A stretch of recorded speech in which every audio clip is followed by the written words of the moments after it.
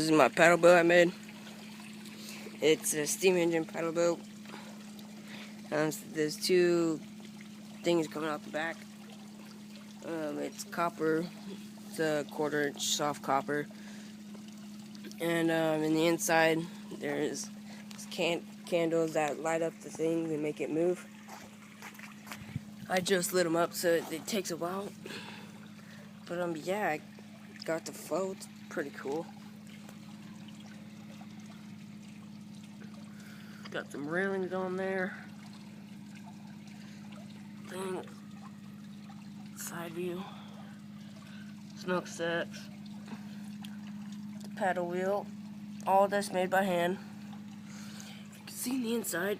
Let's bring it over here. There's candles. Line up copper. Got some wood on the edges. Did all this by hand. Got some guys chilling on the steamboat.